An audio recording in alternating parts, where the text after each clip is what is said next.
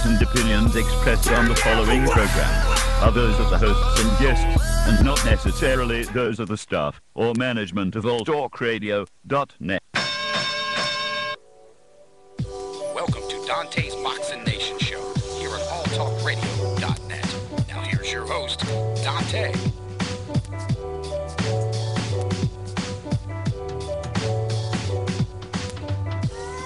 What's going on, guys? BoxingTalk.com, All Talk Radio, and welcome to the Dante's Boxing Nation Show. I am your host, Dante, and welcome to the show. First thing I want to do is introduce my guest. My first guest by way of phone. This man right here has one of the best boxing channels on YouTube. You guys can subscribe to Ranger at Raw Boxing TV.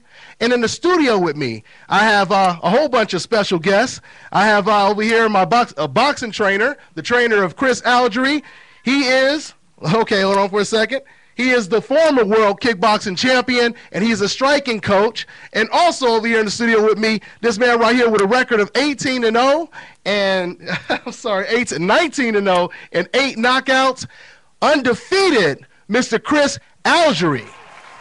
Welcome to the show, guys. What's up? That's what's up. Thank you, man. Thanks for having me here. We got a whole lot to talk about, guys. Now, before I start talking, I just want to let everybody know, later on we're going to talk about some of the upcoming fights. We're going to talk about Sergio Martinez versus Miguel Cotto. We're going to talk about Gamboa versus Crawford. We're going to talk about Canelo versus Lara, get some predictions, and we're going to talk about a whole bunch of other things that we can fit in, okay? Now let me go ahead and start with my man right here, Chris Algieri. Welcome to the show, man. Glad to be here, man. Thanks for having me. Welcome to the show. Now, before we start talking about Ruslan Provodnikov, because you do have a big fight coming up against Ruslan Provodnikov, I want to ask you to introduce yourself to the world, man. I want to know where you come from and how did you get into boxing? My name is Chris Algieri. I'm from New York. I'm undefeated, 19-0, and I've loved the sport since I was a kid, and actually started out kickboxing and made the change over, and now fighting for a world title on June 14th. Okay, and like I said, you were a former champion, former kickboxing champion, right? Yes, sir. Yes, sir. Two-time world champion, 2 different weight classes, 2 different organizations. Nice, nice. Now let me ask you this, Chris. What type of amateur experience do you have as a boxer? I mean, do you have international experience or anything like that, or what? Zip zero. I have had no amateur boxing experience. None. My first You don't foray. need none. Yeah, exactly. Kickboxing was your amateur experience, yeah, right? Yeah. My kickboxing experience really helped with the transition. So just been learning on the job, as a pro. Okay, okay. What's going on, Mr. Ranger? Welcome to the show, man.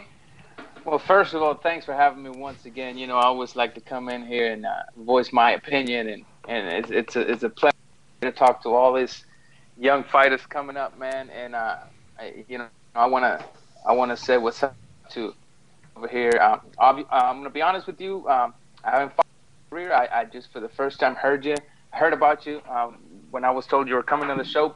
Then I checked some articles about you, and let me tell you, all you got to do is keep your head straight, and you can do some big things, man. And if you're a two-time former kickboxing champion, man, like I said, you do not need any amateur experience, period.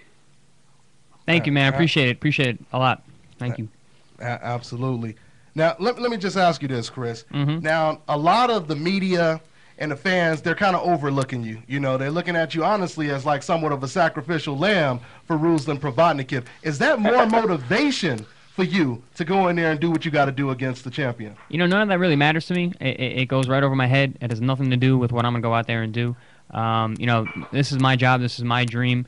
Whatever they think of me or what people are saying about me, or really even what Ruslan and his team thinks of me, doesn't matter. I'm going out there to do my job, and when I do, then everybody's going to know who I am. Okay. I heard that. Yes, sir. Now, yes, sir. Go ahead, man. Let me ask you something, Chris. Sure. Coming up to this fight, obviously you know about your opponent. His what many people consider, a ruthless guy. Guy that chews down on his mouthpiece, comes forward to take people's heads off. Now, I'm not saying this to impress you or nothing like that. Trust me, I know you're not impressed being a former kickboxer. The reason I'm asking you this is, what is your plan of attack versus Ruslan? Are you going to try to go out there and outbox him, brawl with him? I mean, what is it that you're working on towards this fight? You know, this is a boxing match. It's not a ballroom brawl. So coming out and just swinging is not the name of the game. You know, this is the sweet science. So I'm gonna go out there, but really, I'm not just a pure boxer. I'm gonna have to sit down and fight with him at times. There's no doubt about that. He's gonna come. He's gonna bring it. And there's going to be times where I'm going to have to fight with him, and we're fully aware of that and going to be 100% ready for it. Definitely. Absolutely. And you know, one of the things that I've noticed about Ruslan Provodnikov, first of all, that's one of my favorite fighters. I just want to get that out the way, and hopefully you do extremely good. But one of the things I noticed about Ruslan Provodnikov, it's kind of like when you have a cage dog ready to kill and you won't let him. He just gets frustrated. So I can imagine if you get there and try to outbox him, maybe you can get his head off his plans a little bit because all he wants to do is run through you. You're not letting him. So hopefully we'll see you, implement some skills. But like you said, you will have to trade from time to time. Absolutely. Now, I also want to ask former kickboxing world champion striking coach Tim Lane over here. Tim, how long have you been studying Ruslan Provodnikov, his style and everything, in preparation for this fight? I've been studying him for about the past 2 months. About the last 2 months? Okay.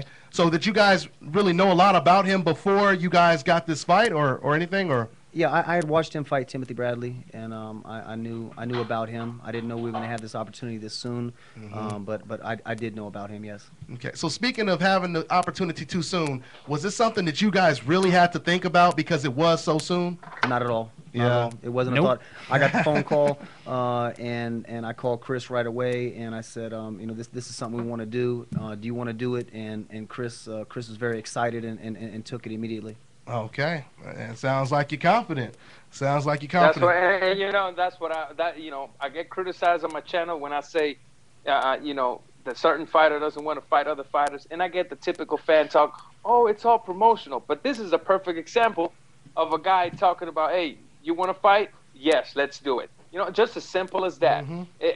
Boxing might be a business. You don't get that too often in boxing. You know what I mean? But at the end of the day, it's two men making a choice, and if one makes a choice to fight and the other one makes a choice to run, then it is what it is, man.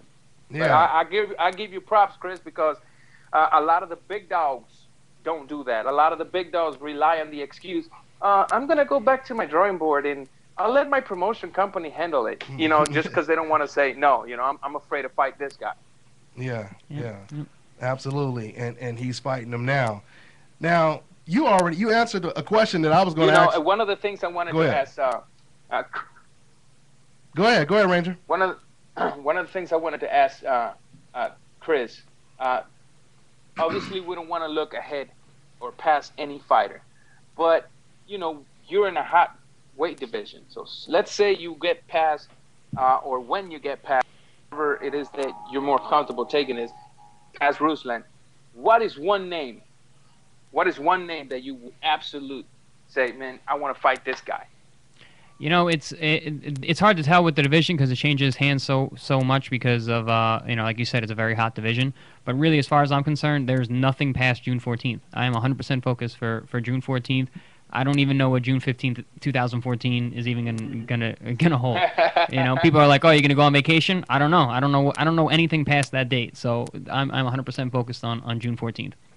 That's what I'm talking about. Good answer on that. Hey, Chris, have you fought anyone, kickboxing or boxing, that has a style even similar to a Ruslan Provodnikov with that tenacious aggression that he will possess in the ring? I'd like to say that I have. I mean, I fought a lot of really tough world-class kickboxers that came at me, and I fought guys that basically were shot out of a cannon from across the ring. So it's nothing really new. I also travel a lot for training camps, and I go into to gyms with people who don't know who I am, and guys come out there trying to knock my head off. I'm the new guy, So it's not something that I'm not used to. Ruslan is obviously a world-class guy who brings it like no other. But I've gotten great work here and great sparring, great fights leading up to this. So I think that we're really prepared for something like this. Okay. And I just want to say something real quick. And I know a lot of my followers are probably going to get mad about what I'm about to say. But Chris right here actually had more how can I say it in a good way that we might still have a job next week? More fortitude than Marquez did, because Marquez avoided Ruslan Provodnikov to fight somebody who was knocked out by Ruslan Provodnikov. Yeah, yeah. So you want to know what he thinks about that or what? No, I just want to give him that props because a lot of people don't realize what this man just said. Let's go fight somebody who a legend just ducked. You know what I mean? And do you see it that way, Chris? I mean, just on some straight boxing talk, or were you surprised that Marquez, he says he wants another title, he wants to make history for Mexico and win another welterweight title, and but here's Ruslan Provodnikov giving him an opportunity. And not only that, but the president of the WBO flew to Mexico to urge Marquez to take the fight. HBO wanted the fight, and Marquez still turned the fight down. He said, I'm not going to be Ruslan Provodnikov's stepping stone, which is an admission to say you don't even believe you can beat him. And then he fights against the guy that Ruslan Provodnikov knocked out, which is Lara. Did that surprise you? I mean, I don't know what's going on, in terms of the business side and how, Marquez's camp feels or what they see in Provodnikov, and it's really none of my business. The opportunity came up for me, and the way that myself and my team see the fight, it was a good fight for us and a good fit at this time, and it's an opportunity. I jumped at it. Marquez has other opportunities that he can choose from, and he chose to go a different route. I can't say, what was going on in his decision process or his team or whatnot, and I'm just doing what I want to do, I need to do. And we all know Chris, allow me to tell you, I do know something of what was going on over there. Mm-hmm. I know his team was like, man, this ain't the fight for you. This is not the fight for you. Trust me. I mean, stylistically, it's not the good fight, and I'm glad. Again, I repeat it. And I'm not kissing your ear, and I'm glad you made that stand as a man. Hey, let's get this fight done. And like you said, it's not only a good fight, but it's a great opportunity for you. And I'm wishing you very. Thank you, man. I really appreciate it. I've never been, a fighter to duck anybody. I've been a matchmaker's dream. It's like, well, what do you think about this guy? Okay. What do you think about this guy? Okay. That's just been me throughout my entire career. So and I don't really see a reason to change that. I'm out here to make big moves. This is a big step, so I'm of course going to take it. Absolutely. Man, we just started. He's already schooling that everybody that thinks that boxing is business first. I mean, this is the kind of attitude, Dante, that me and you obviously have been talking about for the past 2 or 3 years. Where are those guys that just say, done, screw the, business second. Let's get this done, So great. No doubt about it. No doubt about it. Now, Chris, you also talked about going to different gyms and sparring with different random fighters. I want to know, out of everyone you sparred against, who was the toughest, or who did you learn the most from? From amateur to pro, whatever. My trainer Tim Lane just laughed because he knows exactly what I'm going to say. Marcos Maidana. I sparred. Wow. Man, I mean, yeah. I must have sparred 40-plus rounds of him in Oxnard at Robert Garcia's boxing academy when he was getting ready for the Soto Carras fight and the Josecito Lopez fights. And that dude hits hard, dude. Man. Hey, it's funny you say that. You're thinking what I'm thinking, right, Ranger? Go ahead. Yeah. That dude. It's funny that he says that because we had a boxer in the show, the name of Ramses Barthelemy, who had, couple of 100-plus amateur fights in Cuba and obviously his professional fights here. And we asked him, who is the guy that has hit you the hardest the same question. whole career? Yep. And he said, I fought Marcos best Maidana. In Cuba and here, but here in the sparring section, Marcos Maidana is the guy that hits the hardest. That's amazing. The guy that has hit me the hardest. So, man, that's great. That's crazy to hear that. It's not funny just from one boxer, but now from a kickboxer as well. It's funny because you run into guys all the time, and the guy's got a good right hand, or he's got a good left hook, he's got a good straight right. But Maidana literally hits hard with everything. Like his jab, his right hand, his right hook, his left hook. He could be on one foot, falling off balance, and clip you with something, and it's still crazy hard. So hands down, he's definitely the hardest puncher I've been in. Speaking of Maidana, did you? I know it's a past subject, but it's still a hot subject. Did you see him win against Mayweather? Did you saw a draw? Did you see him lose? Honestly speaking. Honestly speaking, I thought he lost the fight. I thought he lost a close fight. If you take the fight, and you look at the whole thing, from round to round, the way that the sport is scored, You know, his early aggression, he definitely won a lot of the early rounds and more than most people have won. But I still had it, you know, 7 rounds for Mayweather, 8 rounds for Mayweather. You know, that's the same card I had. Yeah. Yeah, he picks his spots really well, and he landed some big telling blows. And Maidana's a tough guy. I think he got hit with some big shots in there that were kind of hard to see because a lot of them were body shots. But you know, Floyd really took over in the last third of the fight. Yeah, I totally agree with that. Now, speaking of Floyd Mayweather, let's go ahead and talk a little bit about some boxing talk. Now, Leonard Ellaby, he did an interview the other day, and he basically said that they're going to make announcement of who Floyd Mayweather is facing next. And he said it's looking like it may be. Now, Amir Khan, he has a situation with his religion, the Ramadan, where that may prevent him from fighting in September. If it's not going to be Amir Khan, they're looking at Danny Garcia. They said they like Danny Garcia because he has the big name. He's undefeated. And then another shocking thing they said is they want to give Maidana. They said he deserves a rematch, but they said the problem is they're still waiting for the numbers to come in. They said the numbers may have not, it may have not projected what they wanted it to project. So now it looks like it's going to be Danny Garcia. What do you think Floyd Mayweather should do when it comes to a next opponent, and what do you think about a fight against Danny Garcia? I think he should fight Maidana again. I think that he should give Maidana the rematch. Agree. Maidana put up the best fight that anyone has against Floyd. Yeah. I think he earned a title, a rematch. And they should do that to bring it right back around, right back in September. You know, I know Maidana wants it. I know he's ready for it. So turn it right back around and fight the man again.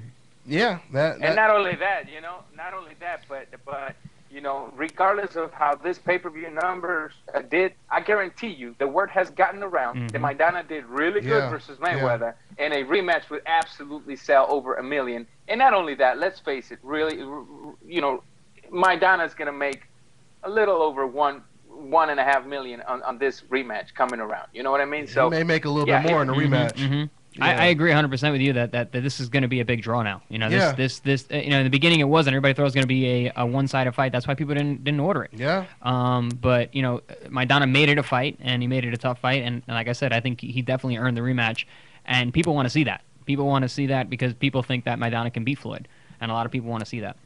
Yeah, I totally agree. Like I said, it'll make a lot more sense. It'll make a lot more money because it is a rematch where Maidana, he did so good. You know, another thing, too, is, a lot of people, they're not going to pay for it. You have a lot of detractors when it comes to Floyd Mayweather.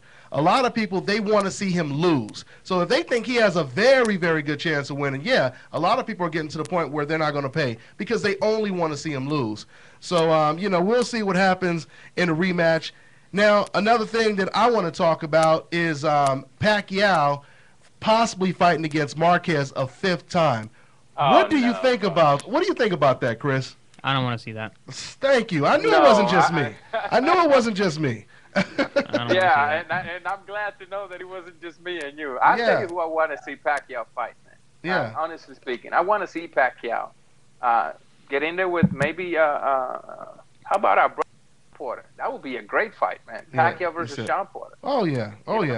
I mean, any new blood. Any new blood. I want to see him fight anyone new. Even if it's Robert Guerrero, I just want to see him continue to fight new opponents. Because if he fights Marquez a 5th time, what if Pacquiao knocks out Marquez? Then Marquez wants revenge. Now they're going to fight 6 times. I mean, it doesn't make sense. It doesn't make sense at all, man. And it's funny because now we got you in that mix, Chris, because they're talking about, they're already overlooking you, of course, and they're talking about if Marquez turns down the 5th fight, they're going to fight Provodnikov. Already expecting, he's going to just walk over you.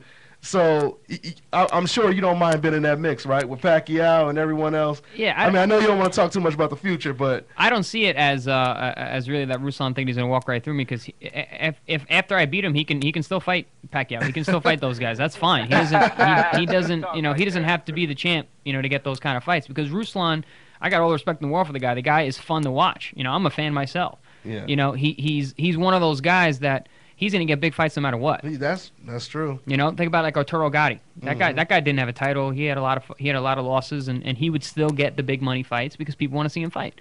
I think Ruslan is in a similar situation because of his style. He's kind of a darling in the sport right now. People want to see him. Yeah, and not only that, but Pacquiao has a reputation of fighting against fighters coming off of a loss. So that would be right up his alley, you know? Yeah. And, you know, I'll tell you who I would like to see. I know Chris don't like to look past his opponent, but I'm not Chris, and I am going to look a little past his opponent. But I'll tell you who I like to see him fight. I like to see him fight Brandon Rios. I think he can embarrass Brandon Rios a little bit, you know. And if he beats Brandon Rios after Provodnikov, there is no denying that this big guys must give him a shot, unless they choose, of course, to go back to the drawing board and leave it to their promotional company. Yeah, well, you know, if you know, Chris gets past Ruslan Provodnikov, which he has a good chance, it's going to be a lot of doors opening. I believe everybody's going to be coming after Chris, you know. So he definitely, that's a coming home type party, you know what I mean? So yeah, man, you got anything else to say on that right there, Ranger? Before we go to the next. Matt, let's go to the next, because I really want to get into the other fights. I like to hear his opinion, maybe his coach opinion. I don't see him from where I'm at, but I want to get his coach and his opinion on, you know, on the other fights like Lara, Gamboa, and all these fights coming up. Yeah, absolutely. Well, I mean, I was gonna go in order, but we can start with that. You want to talk about Lara versus Canelo? That's fine with me. That's fine with them, man. I was hoping Mike would bring his ass over here, because I really wanted to talk to him about about you know, me and him, we always do prediction with videos, you know. So he said he might come. But anyway, Tim, are you familiar with Lara versus Canelo fight? I'm not. No. I have right now. I've been focusing on one fight, and I wake up and I eat, drink, and sleep. Call my mom and tell her I'm busy. Hey, I hear you. Nothing wrong with that. Well, we gonna get back to your thoughts on some more of that later on. But let me ask you then, Chris, what do you think about Canelo versus Lara? Interesting fight. Yeah. I think. I mean, Lara has a great boxing style. He's smart. You know, his boxing IQ is way up there. You know, coming from the Cuban background, if he can deal with Canelo's size and explosiveness, he can make this a real fight, and he can win the fight. But I'm not sure of that he can deal with Canelo's, you know, power and explosion, and it's more of his explosiveness that makes him tricky, because he kind of goes from not doing so much to bang, you know, and he explodes and he unloads big punch combinations, which won't work on Lara, but he still could catch him and hurt him. He's been hurt before. He's been down a bunch of times. So I think the physicality is probably going to be the difference in that fight. So if you had to pick one, you're picking? If I had to put some money down, I'd go live underdog and go Lara. You go Lara, yeah. But if I went with my boxing, knowledge and I think and just the way the sport goes, I'd go, you know, with Canelo. It's hard to go against Canelo when he's got so much juice behind him, you know. Yeah. And not that kind of juice. I just mean political juice. Yeah, definitely. Political juice, not no. Good way to put it. So, hey, there you go, Ranger. There you go. I definitely, you know, I definitely appreciate the way he put it. He put it in a very clear way. You know, but you know, Lara really has only been down twice in his whole career, pro and amateur, and he was down against a guy who kept bringing a constant pressure, and a guy who hits hard. Let's face it, anybody can go down versus a puncher. You know, but yes, Canelo is explosive, but we've seen that explosion, if we might say, work 100% effective against fighters that are willing to stand in front of him, or fighters that don't have the ability of using legs in the ring.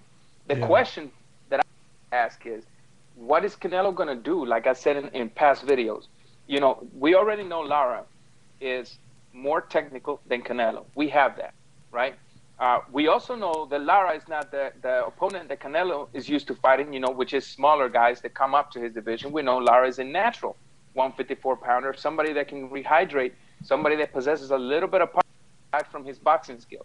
The question is, once Canelo gets in the ring with Lara and is faced with somebody who is more technical sounded than him, that he sees he cannot outbox this guy, he's going to have a couple of choices. One, he's going to have to come forward constantly and apply pressure, and then we will bring the question of stamina, which we've seen Canelo not be so great with stamina.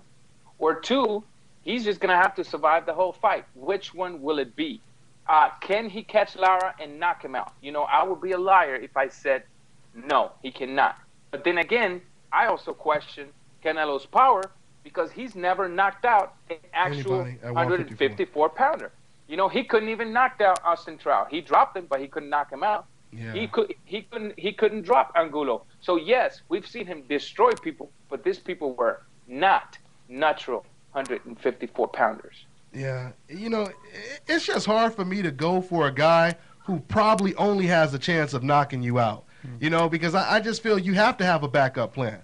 And if you can't adjust and your only plan is to knock the guy out, it's really uphill. You know, because like you just said, Canelo, he doesn't have a reputation of knocking out guys, especially not at 154. And Lara, a lot of people criticize Lara for getting knocked down against Angulo, but once again, it's how you get back up. And once again, when Lara got knocked down against Angulo, he looked like he was out for the count, but as soon as he hit the canvas, he bounced right back up. You know, so so now we know that even if Canelo catches Lara, there's a very good chance Lara may get back up and not be discouraged. And if that's the case, it's really looking, as far as I'm concerned, it's really looking like a rough road for Canelo. But the funny thing, though, Chris, is every single person we've asked this question, everyone has picked Canelo to win the fight. I went to the Mayweather gym, and I got predictions from like 9 different people. They all picked Canelo, you know, so my viewers were sending me like hundreds of messages. They were just so surprised, you know, but, you know, that makes the fight even, you know, that more interesting, you know. So that fight is going to be July 12th, MGM Grand in Las Vegas out here, okay, guys? So let's move on to another fight. I want to talk about this fight. It's going to be May 31st at the Wembley Stadium in London, and that is Froch against Groves, the rematch. So what do you – I'll go ahead and start with you, Tim. What do you think about that fight? Yeah. He has no idea. Huh? I don't think Tim's even seen that fight. Did I say Tim? I'm sorry. Yeah, I meant to say right. Chris. Oh, okay. I meant to say Chris. Sorry about that, Tim. We all know that the first fight was a bit of a stoppage that was quick, you know, and Gross was having his way, you know, up until that point. You know, it's kind of hard to say. Froch is just a tough, rough guy. He's a difficult guy to deal with.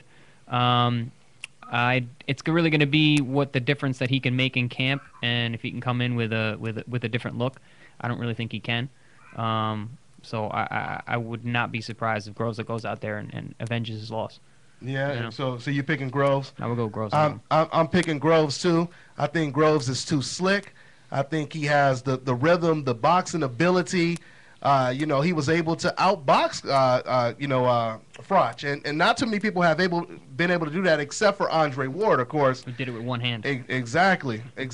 So it was funny to me. To me, Carl Froch is funny, man. He's like a boxing politician, you know. He sits over here right after the fight. He sits there with the microphone saying, let's do it again. We could do it again. And then the very next day, Carl Froch says, no, he's not worth the rematch. So he tried he tried to avoid the rematch, but it was the organizations that forced him to take the rematch, which is what they need to start doing more out here in the States with these belts. But yeah, I think Ranger, I think Groves is too slick. I think he's too smart. I think he outboxes Froch and maybe even gets a late stoppage.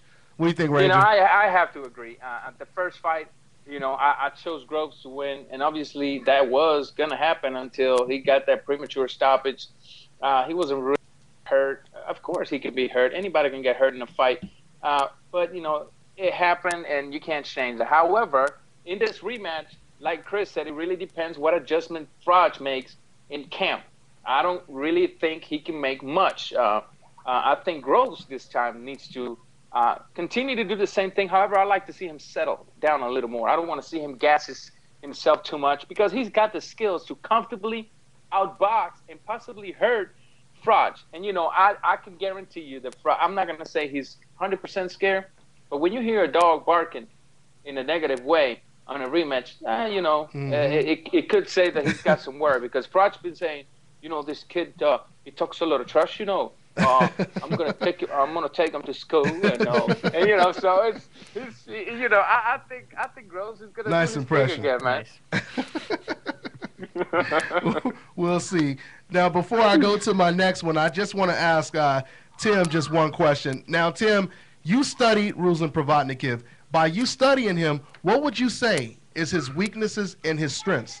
And Oh, like great question. when it comes to Provodnikov. His strengths are if you stand still, he can swing.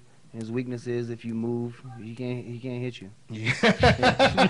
Yes, that's it's point blank. He is in my opinion, he's one of the best heavy bag hitters I ever seen. But this is a boxing game. Yeah, So. yeah. But would you at least say that he can cut off the ring quicker than some flat-footed fighters? Because to me, fighters like Margarito and Brandon Rios, they're slow on their feet. But to me, Provodnikov, he comes in pretty fast, to try to cut off the ring and try to put you against the ropes. So do you think you agree with that or no? No, I don't. No? I think he does come in like that, but he comes in like that careless. Mm-hmm. And when you come in like that careless on somebody who's in very good shape, as Chris is, and who's a sharp shooter, as Chris is, you can't do it. He's gonna have a very rough night. I hear you. Do you think he's more dangerous in the earlier rounds than he would be in the later rounds? For sure. Yeah. And Chris is more dangerous in the 18th round than he is in the second round. So, that's just how it is. Word to Ali and Frazier, boy. The The 18th round, I like that. And yeah, man, I noticed that. The boxers, they usually have all of the endurance and stamina. These power punchers, that's their weakness, right? They're swinging all them hard punches. You get tired by like you said, maybe the 7th, 8th round. Yes. I've seen that so often.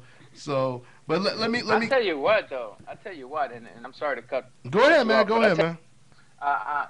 A lot of people seem to focus these days, and I'm gonna say this because I know Chris got some technical skills that he can implement. But a lot of people like to focus on Ruslan Provodnikov's head. Yeah. Never question On the what body. would happen if somebody comes in and starts working that body. What would happen to that power, to that tenacity? Good point. Nobody Good point. has done that. Mhm. So my question to Chris is that something you guys have been looking at, exploring what's going on, under that chest? What is it? We've seen other fighters who've had success in the past, utilize a good body attack against Ruslan. So, of course, like I said, the game plan's coming together for me now, but my coaches already have it set, and they're bringing it to me as we go and throughout camp, and we bringing together piece by piece. And my job is just to absorb it during camp and then execute on fight night. So, that's really What are you weighing right now? That's what we're in the process right now. What's that? What are you weighing right now? I'm not far off from where I would be, coming into fight night. Have you had it successful? Have you been comfortable on making on your road to making the weight? It's been a struggle. How's it been? I've actually stayed in great shape from my last fight, from the ESPN main event versus Manuel Taylor. I really didn't skip a beat after that fight. I didn't have any injuries, and pretty much went right back in the gym. Stayed really lean and light. I came into camp, out here in awesome shape, and really, people were telling me 2 weeks ago I was ready, to fight this weekend. So that's a big positive. For me, the whole idea is I like to come into camp in shape so I can learn. Training camp is not for me to make weight. Training camp is to learn the strategy for the particular fight. We're in the big leagues now, and you got to really take each fight for what it is, and the strategy is 100% what's important. You couldn't have said it better. I have never, ever heard nobody say it like that. Training camp is not to make weight. Yes. It's to learn. Mhm. Man, I guarantee, I'm going to steal that one from you. As long as you quote me, it's cool. I heard that. And then we also have another guest in the studio with us, Eric, one of my producers. You have any questions? Anything you want to throw in there? Yeah, what's going on, Chris? Hey, what's going on, man? All right, man. June 14th, let's talk about it. At the Barclays Center, you're fighting Provodnikov, okay? That's what we've been talking about. You're the American fighter. I'm an American fight fan. I want to see you take this Russian down. Like Rocky IV, you're the unknown guy, I guess, going against the Russian fighter. Drago. Yeah, like Drago. Yeah. How are you going to take down Provodnikov? I'm going to go out there and use my boxing IQ and my skills and, fight when I need to and pick my spots and really just be in control of, the space in that ring. Yeah, I read something last night that said as soon as Provodnikov heard he was fighting Chris Algieri, he said, "Who is that?" He didn't know who you were. Mm-hmm. He's totally overlooking you. I think if you get in the ring with him, he may be looking at somebody else like Marquez or Bradley or Pacquiao or Mayweather. You can catch him with a right hook while he's looking away, right? Hey, maybe. You know, like I said earlier in the show, I'm not really too concerned about what he thinks about me or his own preparations. I'm just doing, what when I need to be as prepared as possible. Okay, how will it feel if they say the new WBO champion of the world, Good Chris question. Algieri? That has been the mantra in camp so far. You know, a lot of the members of the Team Algieri camp have been screaming, and the new, over and over and over again. I talked to my coaches back at home, and they were saying how excited they are about the whole thing and how the energy is good. And my answer is, you can be excited. I'm not. I'm in the eye of the storm right now. I'm here, 100% focused on what we're doing, and I'm winning every single day. So that's my mindset going into this fight. That's great. And like I said, you have your hometown. You're the hometown hero over there at the Barclays Center, and you're going on HBO Boxing After Dark. And I know you're on ESPN, and you got Taylor down, right? Mm-hmm. What are you going to do on HBO Boxing After Dark? How's that going to feel? Have you ever been on HBO before? No, I've been watching HBO, my whole life, watching fights on HBO, and they are the premier market for boxing. So it's really an honor to be on HBO. It's pretty cool to watch the Marquez Alvarado fight, and they keep flashing, my face and my name. But this is where I want to be and where I've wanted to be for a long time, and now we're here. That's great. Great luck to you, Chris. And like I said, as an American fight fan, I'm rooting for you. USA all the way, baby. Absolutely. Right, thank you. Absolutely. So we're going to just go ahead and just move into some more boxing news before we run out of time. Now, I also want to ask you guys about Nonito Donaire against South African Simpui Viyeka, which will be in Macau, China. He's not getting past. May 30th, huh? He's not getting past who? Getting past that dude. Go ahead and specify. You talking about Donaire? No, or are you talking about? not getting past that guy. Really? Donaire's not getting past that guy. I'm sorry. See, a lot of people don't. And see, me and you, we kind of studied him lately. I just studied him. Did you know anything about him, Chris? No, this is my first time ever hearing about him. Oh, see, that's the reason why. See, the thing is, Viyeka, a lot of people don't know who he is, but he just knocked out undefeated Chris John. Really? He was a long reigning champion. Chris John's a hell of a fighter. Yeah, and before that, he knocked out Dodd Jordan, another good fighter. Yeah. So, I watched him on YouTube and studied his last two fights, but from what I watched, it's going to be an uphill battle for Donaire because Donaire, this guy can box. He can fight on the inside. He has long arms. He has a great jab. He can counterpunch. And I don't think he's ever been knocked down or even knocked out before. So this is a tough fight, right, Ranger? This is a tough fight. I think every time Donaire steps out, the worst thing that could have happened to Donaire was the curse of Rigondeaux. After that fight, he was no longer the same. I mean, he came back to fight a guy that he obliterated the first time they fought. And coincidentally, he was losing that fight until he got the knockout. It just didn't seem like Nonito Donaire. It didn't seem that his concentration was there, that his focus was there. Hopefully, I'm wrong, and he comes in his A game. Otherwise, he's going to have a worse night coming up for him, man, obviously. Wow. Now you guys got me excited about this fight. I gotta look this dude up. Check him out, man, and see what you think, man. So I'm picking, especially like I said, when it comes to a gambler in Vegas, I'm going for Viyeka. He's like a 4-1 underdog as well. So I'm picking Viyeka to possibly pull off the upset. Now let's go ahead and move to June 7th, Madison Square Garden. Cotto versus Sergio Martinez. What do you think about that fight, Chris? I'm excited for that fight. I will be there too. Oh, you're gonna be there? Yep. I'm gonna go with my countryman from Argentina. Yeah. Sergio Martinez. I think if you even just pull away, I'm a fan of. I'm actually a fan of both guys, but I'm a bigger fan of Sergio, of course. So you're originally from Argentina? No, my mother was born there. I'm half Argentinian. Good stuff to know. Mm-hmm. Good stuff to know. But why are you going for him? If you outside of that, outside of that, if you just pull away and look at it, he's the bigger man, he's the faster man, he's a more athletic man. It's tough when you got a guy who moves better and is bigger. Mm-hmm. And Sergio is always in great condition. Cotto kind of has fights in spots at times and has had gas tank problems before. Sergio never has gas tank problems. You know, the guy is moving constantly. He's one of the most jittery guys out there. Never gets tired, which is amazing. Yeah. And like I said, you got a guy who's the bigger man, fought bigger his whole career. You know, if you saw at the face-off when they had the two of them do the photo shoot together, Sergio was a lot bigger. Way bigger. A lot bigger. So saying you got a guy who's bigger and moves better. It's and is a southpaw and is awkward as hell. How, you know, I don't know how you can really even think Cotto is gonna, you know, can win that fight. I'll tell you the only negative I see here for Martinez, because I'm also picking him to win. I'm questioning his knee. Hopefully his knee is, because Sergio is a fighter that depends a lot on his legs other than his upper body movement. But did y'all see?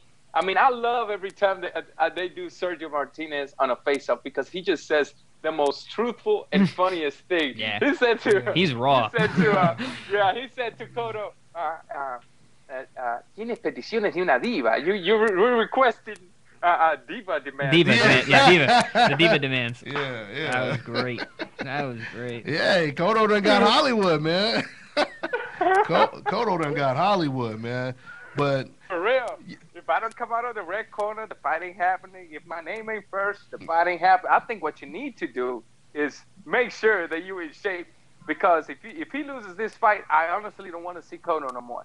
It's time for him to retire. And I know. Well, you know, Canelo gonna chase him after that. The body can only take so much. I'd like to see that. Yeah, why would you ruin your legacy by just losing and losing? Yeah. I mean, you know, even though I'm kind of leaning a little bit towards Sergio Martinez just because of the size advantage, at the same time, when I look at Sergio Martinez against Mark Murray, against Macklin, and I see how easy they were hitting him with the same punches over and over, the jab, the right hand, and then, of course, he got, you know, knocked down by Martin Murray. You know, it just makes me wonder, and especially with Cotto's jab. Cotto has an unbelievable jab. That's how he bloody Floyd Mayweather's nose. I was telling people before the Mosley fight that Cotto's jab could change the situation, and Cotto out-jabbed Mosley. That was the major factor in that fight. That was a major factor. So my thing is, if Cotto can get close to stay on the inside and get close to Sergio Martinez, he might make this a very competitive fight.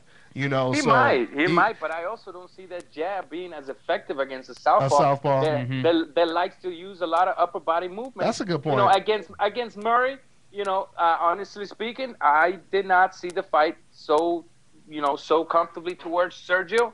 But I also take into consideration that Murray was a much bigger guy. Big guy. Sergio is not really, being honest, you know, Sergio's not really at that weight division and very comfortable than you know, I just don't see where Cotto's jab is going to be that effective versus Martinez. And again, I say, if that knee is in shape, I just don't see this fight going nowhere good for Cotto, man. And I'm not knocking Cotto. That's just my opinion, you know.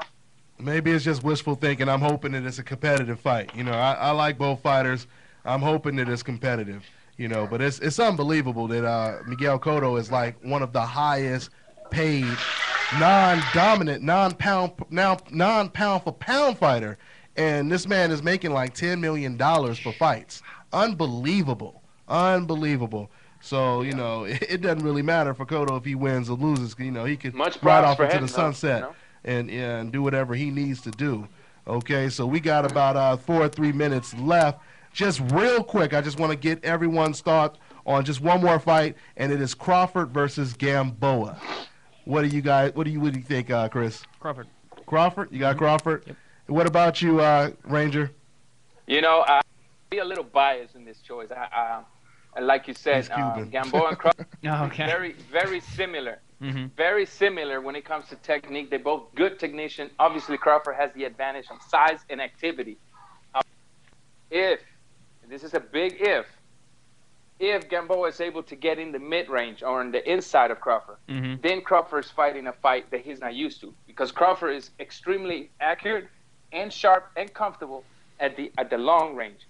But if you see the little times he's gotten fighters to move in the mid-range and inside, he's nowhere near being. So I choose Gamboa just for being biased, but I know in my heart that this is a fight that Gamboa has a chance of losing than winning. Yeah, and I'll just say real quick, somebody left a message on my video, and left a comment and basically said that this fight is similar to Hopkins versus Roy Jones. That's a good analogy as far as I'm concerned. I'm going to lean towards Crawford, excuse me. I think Crawford, outside of them both having the same type of skill attributes, Crawford, he has that height advantage and he knows how to use it. So, and he has a natural size advantage as well. I think he may just outbox Gamboa. Sometimes Gamboa is not consistent. You know, sometimes he kind of gets a little distracted and he takes off rounds. So you can't do that against Crawford. So that's how I see that fight. So I'm going to go ahead and close out with talking about my man over here, Chris Algieri, who will be fighting June 14th at the Barclays Center, Boxing After Dark, against the WBO junior welterweight Ruslan Provodnikov. I want you definitely support him. Yeah, I want you to tell me, Chris, give everyone your last thoughts, talk to your fans, and tell me why you're going to win this fight one more time. And if you have any media, social networks, anything like that you want to give out. Well, I want to thank all the fans, first of all. The support has been great. Definitely keep tuning in. Check out June 14th on HBO Boxing After Dark. And if you're in the New York area, definitely come down to the Barclays. It's a beautiful, beautiful venue. And it's going to be a glorious night, man. This is my coming out party. So come check us out. Absolutely. Also, just check us out, chrisalgieri.com. All the links to all my social media is on there. Instagram, I have a YouTube channel called The Champion Lifestyle. Nice. You can check all that out. I have a master's degree in nutrition, so I post a lot of food up there that people love checking out. So definitely tune in, check on all those things. You know, Instagram, Facebook, Twitter, and got it all. Okay. Well, I'll tell you what, Chris. I'll check your YouTube. You check mine. You subscribe to mine. I'll subscribe to yours. Sounds like a deal. Raw Boxing TV. That's Ranger right there. All right. And I'm Dante's Boxing Nation on YouTube as well. Okay, man. So thanks. I want to say thanks for all my guests for joining the show. Like I said, Raw Boxing TV. That's Ranger. You know, the new champion over here, Chris Algieri, and his trainer over here, Tim Lane, and my producer over here, Mr. Eric, in the studio. So thanks for joining the show, guys. We'll see you guys next week, 3 p.m. Pacific Standard Time, alltalkradio.net, boxingtalk.com.